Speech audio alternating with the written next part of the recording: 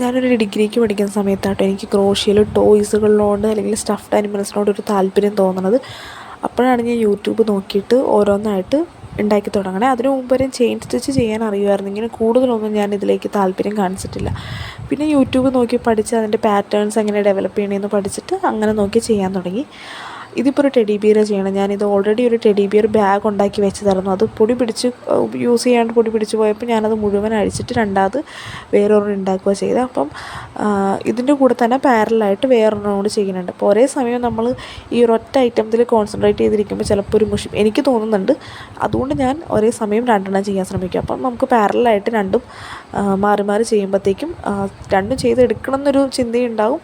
സാധനം ഒരേ സമയം രണ്ടെണ്ണം നമുക്ക് ഫിനിഷ് ചെയ്ത് കിട്ടുകയും ചെയ്യും. അപ്പോൾ ഇതൊരു ടെഡി ബിയർ ഞാൻ ചെയ്തതിലൊരു മിസ്റ്റേക്കും ഉണ്ടായിരുന്നു. അതുകൊണ്ടാണ് ഇപ്പോൾ ഇരുന്ന് അഴിക്കുന്നത്. അതിൻ്റെ ഹെഡിൻ്റെ വലിപ്പം ഓൾറെഡി എനിക്ക് ത്രെഡ് കുറവാണ്. പിന്നെ ഹെഡിൻ്റെ വലിപ്പവും കൂടിപ്പോയപ്പോൾ ഞാനതെല്ലാം അഴിച്ചിട്ട് എനിക്ക് എന്തോരമാണ് വേണ്ട സൈസ് അതിനകത്തിട്ട് തന്നെ അഡ്ജസ്റ്റ് ചെയ്ത് മാറ്റുക ചെയ്തേ. മറ്റതൊരു ആനിമേഷൻ ക്യാരക്ടറായിരുന്നു. അതും ഞാൻ ഇതേപോലെ തന്നെ ചെയ്തുകൊണ്ടിരിക്കുന്നതാണ്. ഇനിയുണ്ട് ഒരെണ്ണം കൂടെ ചെയ്യാനായിട്ട് നമുക്ക് പ്രൊജക്റ്റ് വൈസ് പറയുവാണെങ്കിൽ. ആൻഡ് ഇത് അത്യാവശ്യം ടൈം കൺസ്യൂമിങ്, നമുക്ക് ചിലപ്പോൾ കാണുമ്പോൾ ഈസി ആയിട്ട് തോന്നിയാലും അത്യാവശ്യം സമയം എടുക്കുന്നൊരു പ്രോസസ്സാണ് ക്രോഷ്യോ എന്ന് പറയുന്നത്. കുറച്ച് പേഷ്യൻസ് വേണം, സമയം വേണം. ഇത് രണ്ടും ഉണ്ടെങ്കിൽ ആർക്കും ചെയ്തെടുക്കാൻ പറ്റും ഇങ്ങനത്തെ സ്റ്റഫ്ഡ് ആനിമൽസ് ഉണ്ടാക്കാനായിട്ട്.